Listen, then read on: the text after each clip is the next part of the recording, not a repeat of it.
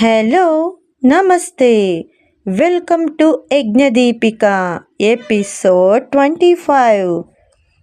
ఇప్పుడు నమ్ముతారా మమ్మల్ని అని వరుణ్ అడగగానే, నమ్ముతాం వరుణ్, నువ్వు చెప్పింది నిజమే, అది ఖచ్చితంగా దెయ్యమే, మేము చూసాంగా. కాకపోతే ఇప్పుడు అది మళ్ళీ వెనక్కి వస్తుందేమోనని నా అనుమానం అంటాడు ధను. ఎందుకు సార్? ఎందుకేంటి? ఈరోజు అంటే తెల్లవారు 3 అయింది కదా, ఈరోజు అమావాస్య అంట. అందుకు. అమావాస్య అయితే ఏంటి సార్, నీకు తెలియదా వరుణ్? ఈరోజు దుష్టశక్తులకు బలం ఎక్కువగా ఉంటుందంట. కాబట్టి ఇంకా సూర్యుడు కూడా రాలేదు కాబట్టి మళ్ళీ ఒకసారి వెనక్కి వచ్చి పోతుందేమోనని నా అనుమానం. ధను వాళ్ళతో అలా చెబుతూ ఉన్నప్పుడే మెట్ల కింద 2 పిల్లులు కొట్టుకుంటూ అరుస్తూ ఉండడంతో, అదిగో చెప్పానా, పిల్లులు కూడా అరుస్తున్నాయి అంటాడు. దేవ్ వరుణ్కు భయం మళ్ళీ మొదలవుతుంది. వాళ్ళను గమనిస్తూ ధను వాళ్ళను మరింత భయపెట్టడానికని, అదిగో దూరంగా ఏదో కదులుతున్నట్లుంది. ఏది? ఎక్కడ? అదిగో అక్కడ కాదు, ఇక్కడ, ఇంకొంచెం దూరంగా అంటూ చుట్టూ దిక్కులు దివాకులు చూపుతూ భయపెట్టేసరికి వాళ్ళు ఇంకొంచెం భయపడుతూ ఉన్నారు. పరిస్థితులన్నీ ధనుర్వికి అనుకూలంగా ఉండడంతో కరెంటు కూడా పోయింది. దేవ్ వరుణ్ ఒకరి చేతులు ఒకరు గట్టిగా పట్టుకున్నారు. కొంత కాంతి ఉండడంతో, అరే ధను, అమావాస్యను పౌర్ణమిలా ఉందే అని అడుగుతాడు దేవ్. అవును సార్, పౌర్ణమిని క్యాలెండర్లో కూడా చూసా అని అంటాడు వరుణ్.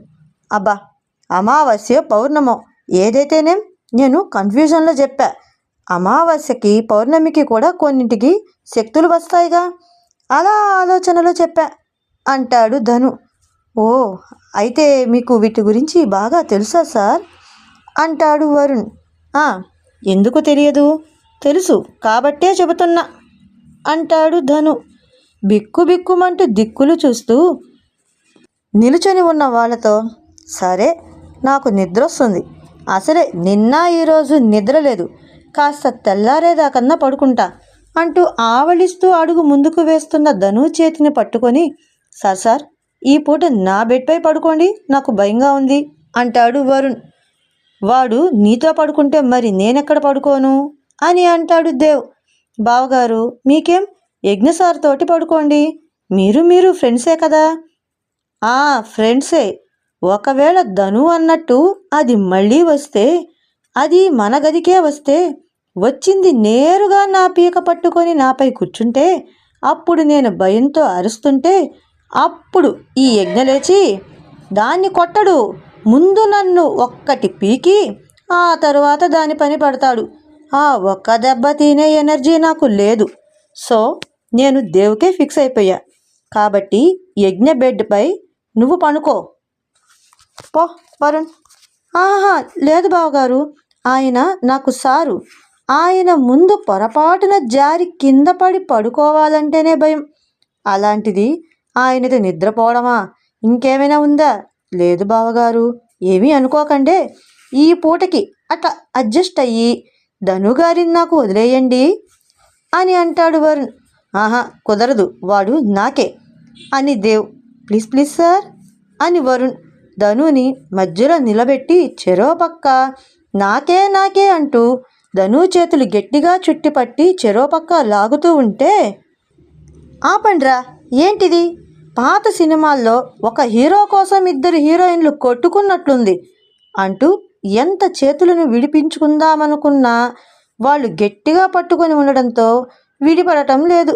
వాళ్ళ ముగ్గురిని చూస్తూ ధను పోల్చిన పోలికకు చిన్నగా నవ్వుతూ నిల్చొని ఉన్నాడు యజ్ఞ. యజ్ఞ నవ్వుకి కొంత చిర్రెత్తుకొచ్చి, ధను అలా నిల్చొని నవ్వకపోతే నన్ను వీళ్ళ నుండి కాపాడొచ్చుగా, నువ్వేగా తగిలించుకున్నావు అంటాడు యజ్ఞ. ఏదో తెలియక చేశాను కానీ ప్లీజ్ రా, చేతులు నొప్పెడుతున్నాయి.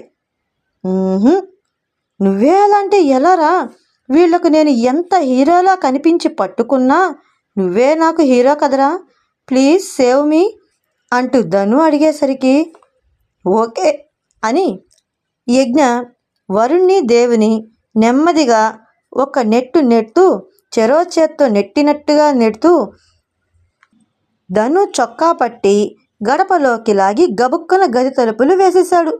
గది బయట ఉన్న దేవ్ వరుణ్ కంగారు పడిపోతూ, అయ్యో తలుపు తీయండి అని వరుణ్, రే తలుపు తీయండిరా అని దేవ్ అరుస్తూ ఉంటే, రేయ్ అరవకండ్రా, ఎలాగూ ఆ పక్కన రూమ్ కూడా మనకే ఇచ్చారుగా, మీరు వెళ్ళి దాంట్లో పడుండండి అని అంటాడు యజ్ఞ. సార్ మాకు భయంగా ఉంది సార్, ప్లీజ్ తెరవండి సార్ అని అంటాడు వరుణ్. ఎలాగూ తెల్లారిపోయిందిరా, మమ్మల్ని గంట సేపైనా పడుండనివ్వండి, మీరు గనక లోపలికి వస్తే మళ్ళీ మీ డిస్టర్బెన్స్తో నాకు నిద్ర లేకుండా చేస్తారు, కాబట్టి నేను రానివ్వను అని అంటాడు యజ్ఞ. ఏంటి తెల్లారిందా అంటూ చేతిలో ఉన్న ఫోన్ చూసుకోగానే 4 అవుతోంది అంటూ చుట్టూ చూస్తున్నారు. అప్పటికే అందరూ లేచినట్లున్నారు. వాళ్లకు అర్థమై, సరే మనం కూడా ఓ గంట ఆ గదిలో ఓ మూలన పడుందాం పదమని 2వ గదిలోకి వెళ్ళిపోయారు. ఇక ఆ రోజు తయారై కిందకి వెళ్ళి, మేడం నిన్న ఈ ఇంటి కట్టడం గురించి తాతగారిని అడిగి తెలుసుకోమన్నారు కదా, అందుకే వచ్చాం. సరే వెళ్ళండి అంటూ వాళ్ళ వెనుక ఒకడిని వెళ్ళమని సైగ చేయడంతో వాడు కూడా వెళ్ళాడు. గదిలో వీల్ చైర్పై కూర్చొని దిగులుగా గోడవైపు ఏదో ఆలోచిస్తూ ఉన్నాడు గోవిందయ్య. వీళ్ళతో వచ్చినవాడు గోవిందయ్య దగ్గరగా వెళ్ళి, అయ్యా వాళ్ళు మన అతిథులు, జగతమ్మ వాళ్ళను మీతో మాట్లాడాలంటే పంపారు, మీరు వారితో మాట్లాడండి అంటూ చెప్పేసరికి గోవిందయ్య వాళ్ళను ముందుకు రమ్మనమని చెయ్యి చాపగానే ముందుకొచ్చారు. గోవిందయ్య గారి పక్కనే నిరంతరం ఆయనను కనిపెట్టుకొని ఉన్న ఆయమ్మ వాళ్ళను కూర్చోమని కుర్చీలు చూపించేసరికి వాళ్ళు కూర్చొని, నమస్కారం తాతగారు అంటూ నమస్కరించి, మేం పలానా వాళ్ళం, ఇలా పుస్తకాల పనికని వచ్చాం, మీరు చెబితే మీ కాలం నాటి విశేషాలు కూడా రాసుకుంటాం అంటూ కలుపుగోలుగా మాట్లాడుతూ ఉంటే, ముందుగా ఆ ఇంటి కట్టుబడి గురించి చాలాసేపు మాట్లాడి, తాతగారు బోర్ కొడుతోంది, మీకు చెస్ వచ్చా? తాతగారు చెప్పండి అంటూ మాటల్లో ఆటల్లో దించుతూ, అది చెప్పండి ఇది చెప్పండి అంటూ ఆయన్ని నవ్వించి ఆయనతో కలిసిపోయి చాలాసేపు మాట్లాడేసరికి తాతగారికి కూడా కొంత సంతోషంగానే అనిపించింది. అదంతా గమనించి వాళ్ళ వల్ల ఎటువంటి ప్రమాదం లేదని జగతికి వచ్చి చెప్పాడు వాళ్ళపై నిఘా ఉంచిన వ్యక్తి.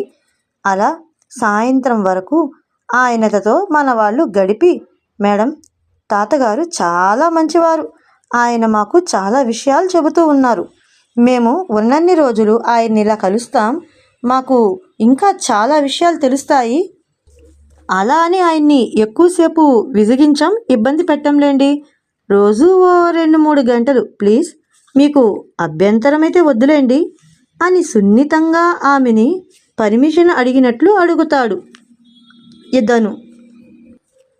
అందులో అంతగా అడగడానికి ఏముంది, నేను మీకు ముందే చెప్పానుగా, మీ పని మీదుగా మీరు ఇక్కడంతా తిరగొచ్చు, తాతగారిని కూడా కలవచ్చు, పై అంతస్తుకు మాత్రం మీకు ఎప్పటికీ పర్మిషన్ లేదు అని అంటుంది జగతి.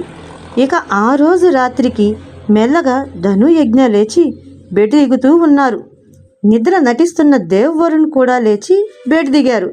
మాకు తెలుసురా, పొద్దున మమ్మల్ని భయపెట్టి మీరు మాత్రమే లోపలే ఉన్నారంటే ఏదో ప్లాన్ చేస్తున్నారని నాకు అర్థమై వరుణ్తో కూడా ఆ మాటే అన్నా, నేను అనుకున్నదే జరిగింది, చెప్పండి మమ్మల్ని వదిలి మీరు ఏం చేస్తున్నారో అని దేవ్ అడగగానే, ఏయ్ ఇది వేరే విషయం, మీరు సైలెంట్గా ఇక్కడే ఉండండి, మీరు గోల చేసి మా ప్లాన్ చెడపకండి అని అంటాడు ధను.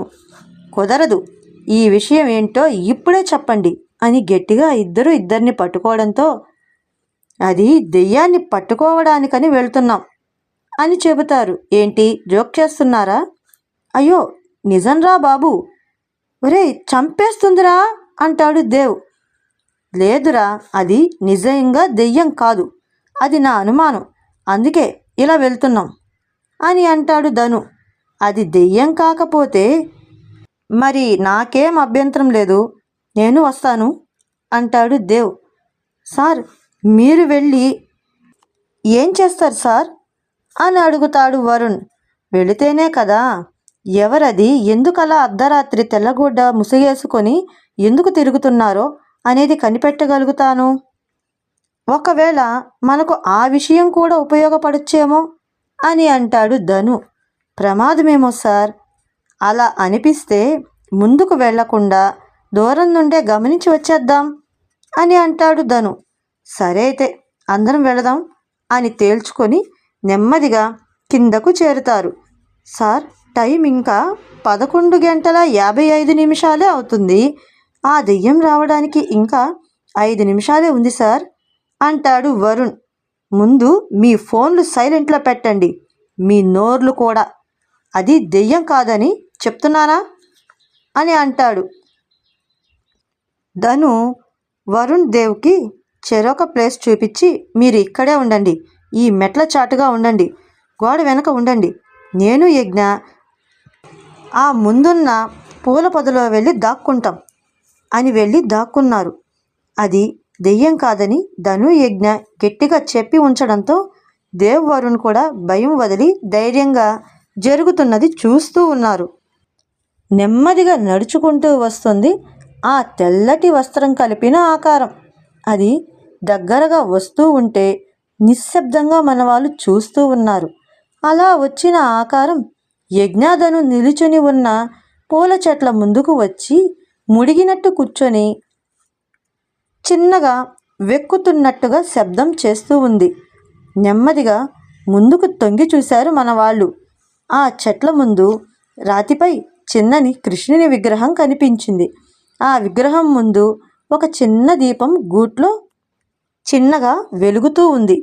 వచ్చిన ఆ తెల్లటి గుడ్డ కప్పుకున్న వ్యక్తి ఆ విగ్రహం వెనక చేయి పెట్టి ఒక వెలిగించని నూనె వేసి వత్తి వేసి రెడీగా ఉంచిన దీపాన్ని తీసి ఆ గూట్లో ఉన్న దీపం సాయంతో వెలిగించుకొని విగ్రహానికి మరో పక్కనున్న గాజు స్తిమ్మెను తీసుకొని దీపాన్ని అందులో పెట్టి కృష్ణుకి ఒకసారి నమస్కరించి ఆ దీపాన్ని తీసుకొని అటు పక్కన ఉన్న పాత పెంకుటింటి గది వైపుకి వెళుతూ ఉంది. వీళ్ళు ఆ రూపాన్ని గమనిస్తూ ఉన్నారు. అది వెళుతూ ఉంటే నెమ్మదిగా దాని వెనకే ఆ రూపం గమనించకుండా ఫాలో అవుతూ ఉన్నారు. ఆ రూపంతో కూడా ఎవరూ రాకపోవడంతో వీళ్ళు అందుకు వీలుగా ఉందని వెళుతూ ఉన్నారు. యజ్ఞధను నెమ్మదిగా శబ్దం రాకుండా నడుచుకుంటూ ఫాలో అవుతూ ఉన్నారు. ఆ గది కిటికీలోంచి చూస్తూ ఉన్నారు. వాళ్లకు అక్కడ ఏమీ కనిపించడం లేదు. చాలా చీకటిగా ఉంది. ఫోన్లో టార్చ్ ఆన్ చేసి చూద్దామంటే ఆ కాంతికి కూడా అవతల వాళ్లకు వీళ్ళు ఫాలో అవుతున్నట్లు తెలిసిపోతుందేమోనని సైలెంట్గా చూసి మళ్ళీ చెట్ల చాటుకు వచ్చి చేరారు. చాలా సేపటి తర్వాత నెమ్మదిగా బయటకు వస్తూ ఉంది ఆ ఆకారం. అలా వచ్చి ఆ ఆకారం చేతిలో ఉన్న దీపాన్ని కృష్ణుని ముందుంచి ఆ విగ్రహం ముందు మోకరిల్లి తలను విగ్రహం పాదాల వద్ద ఉంచి పుణిగి ఏడుస్తున్నట్టుంది. ఇక నెమ్మదిగా అక్కడి నుండి వెళ్లేందుకు తిరిగి వెళుతూ ఉన్నప్పుడు తనను పోనివ్వకుండా యజ్ఞాధను చెరో పక్క చేరి తమ చేతులను అడ్డుగా ఉంచి, ఏయ్, ఎవరు నువ్వు? ఎందుకిలా అర్ధరాత్రి తిరుగుతున్నావు? ఏం చేస్తున్నావు ఆ పెంకుటింట్లో? ఏం చేశావు? ఏముందక్కడ అంటూ ప్రశ్నల మీద ప్రశ్నలు ఇద్దరూ గ్యాప్ ఇవ్వకుండా వేస్తూ ఉన్నారు. తను ఏం మాట్లాడకుండా చూస్తూనే ఉందా రూపం. సరే, కనీసం ఒక్క ప్రశ్నకు సమాధానం చెప్పు. నువ్వు జగతి మనిషివా? కాదు అన్నట్టు తల ఊపింది. అయితే జగతి వల్ల బాధితుడివా? ఆ ప్రశ్నకు ఏం చెప్పాలో అర్థం కాక భయపడినట్లు వణుకుతూ కనబడుతూ ఉంటే, మేమెవరికి చెప్పం, కుదిరితే నీకు సహాయం చేస్తాం అని అంటున్నారు. ఆ మాటకు అవును అన్నట్టు తల ఊపింది. అయితే ఇంతకీ ఎవరు నువ్వు? చెప్పు, అప్పుడే నీకు మేము సహాయం చేయగలం అంటూ తలపై గల ఆ తెల్లటి గుడ్డను ధను పట్టుకోగానే వద్దన్నట్టు తన చేతులతో దాన్ని గట్టిగా పట్టుకోవడంతో, మొహం చూడనివ్వనివ్వంటి, చూడకుండా ఎలా మాట్లాడడం అంటూ దాన్ని బలంగా లాగాడు ధను. సరిగ్గా కరెంటు పోవడంతో అదుపు తప్పి గిర్రుమని పడబోయింది ఆ వ్యక్తి. దాన్ని పడనివ్వకుండా భుజాలు పట్టి నించోబెట్టబోతున్నాడు యజ్ఞ. పౌర్ణమి వెన్నెల్లో చెట్ల నీడన సరిగ్గా కనపడట్లేదు ముఖం. యజ్ఞ నిలబెట్టడంతో జారిన జుట్టును చూస్తూ, రేయ్ అమ్మాయిరా అంటున్నాడు ధను. పడిపోతున్న వ్యక్తిని పట్టుకునే తొత్తరలో ఉన్న యజ్ఞ కూడా అప్పుడే చూస్తూ ఉన్నాడు. ఎవరో అమ్మాయిలా ఉందని గబుక్కున చేతులు వదిలేసరికి ఆమెన తన పక్కన ఉన్న ధను చేతిలో ఉన్న ఆ వస్త్రాన్ని లాగి వేగంగా వెళుతూ ముసుగులా వేసుకుంటూ ఉంది. తన వెనక వెళ్ళి మళ్ళీ ఆపాలన్న ఆలోచనతో యజ్ఞ ముందుకు వెళుతూ ఉన్నాడు. యజ్ఞను ధను ఆపి, అలా వెళ్ళటం ఆమెకు ప్రమాదం. చూశావుగా, తను ఇప్పటికే మనకు భయపడి పరిగెత్తాలన్న ఆలోచనతో పరిగెత్తలేక వేగంగా వెళుతుంది. ఆ ముసుగు వేసుకునేటప్పుడు తన చేతికి ఉన్న గాయాలు, అంటే తను గాయపడింది, ప్రమాదంలో ఉంది. మొత్తానికి ఆమె జగతి వల్ల బాధితురాలని మనకు అర్థమైంది. అలానేగా మనకు తల ఊపి చెప్పింది. కాబట్టి చూద్దాం. తను మనల్ని కొంత నమ్మిందని అర్థమైంది. మరి నమ్మితో మనతో మాట్లాడొచ్చుగా అని అంటాడు యజ్ఞ. ఎలారా? ఎంత నమ్మినా కొంత భయం ఉంటుంది. పైగా తను అమ్మాయి. అంత ఫాస్ట్గా పూర్తిగా ఎలా నమ్మగలదు? చూద్దాం. తనతో మాట్లాడే అవకాశం దొరకకపోదుగా అంటూ వాళ్ళ గదికి వెళ్ళిపోయారు అంతా. నిద్రపోకుండా ఆలోచిస్తూ ఉన్నాడు యజ్ఞ. ఏంట్రా ఆలోచిస్తున్నావు అంటాడు ధను. ఏం లేదు ధను, ఆ అమ్మాయి గురించే. కరెక్ట్ టైంకి కరెంటు పోయింది. తన మొహం సరిగ్గా కనిపించలేదు, లేకుంటే చూసేవాడినిరా ధను. అబ్బో, తమరేనా అమ్మాయి గురించి మాట్లాడేది అని అంటాడు ధను. ఏమోరా, నేను తన మొహం సరిగ్గా చూడలేదు, కానీ ఎందుకో తను దూరంగా వెళ్తూ ఉంటే ఏదో దూరం అవుతున్నట్టుగా అనిపిస్తూ ఉంది. ఇంకాసేపు ఆమెతో మాట్లాడాలనుంది అని అంటాడు యజ్ఞ. దేవరుణ్ ఆశ్చర్యపోతూ నోళ్ళు ఎల్లబెట్టి మరీ యజ్ఞ మాటలు వింటున్నారు. అయితే ఖచ్చితంగా దీన్ని లవ్ జబ్ అంటారా అని అంటాడు దేవ్. ఏమోరా, ఈ మాత్రానికే అలా అనుకోలేం కదా. ఒకవేళ తన పరిస్థితికి నాకొచ్చిన ఫీలేమో అని అంటాడు యజ్ఞ. అలా వచ్చిన స్పందనను జాలి అంటారు, కానీ నీకు వచ్చింది తనపై దిగులు అంటాడు దేవ్. దిగులు ఎవరి మీద ఉంటుందో తెలుసా? మనసు పారేసుకున్న వాళ్ళ మీద అని అంటాడు దేవ్. వరుణ్ వైపు చూడగానే వరుణ్ అలా గాల్లోకి చూస్తూ ఉన్నాడు పైకేసి. వరుణ్ వరుణ్ రే బావా, ఏమైంది నీకు అని అడుగుతాడు దేవ్. అబ్బే ఏం లేదు బావగారు, ఒకవేళ మన సార్కి పుట్టిన ఫీల్ ప్రేమే అయితే అప్పుడు జరిగే సంఘటనని ఆలోచిస్తున్నా.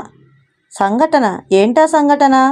ఏముంది, ఆ దెయ్యం పిల్ల, సారీ ప్రస్తుతానికి ఆ దెయ్యం మేడం గారు ఎడారిలో వైట్ శారీతో దెయ్యం గెటప్లో నిల్చొని ఉంటే మన యజ్ఞ సార్ హీరోలా రెడీ అయి రెడ్ రోజులు చేతిలో బొకే పెట్టుకొని ఆ దెయ్యం చుట్టూ తిరుగుతూ డూయట్ పాడుతూ డ్యాన్స్ చేస్తున్నట్లు ఊహించుకుంటున్నానంతే అని అంటాడు వరుణ్. ఆలోచన ఏదో బాగుందే అంటూ ధను దేవ్ కూడా తలను పైకెత్తి దెయ్యం చుట్టూ యజ్ఞ బొకే పట్టుకొని తిరుగుతున్నట్టుగా ఆ అవస్థను తలుచుకొని నవ్వుకుంటున్నారు. ముగ్గురి నెత్తిన చిన్నగా మొట్టి, మూసుకొని పడుకోండ్రా అని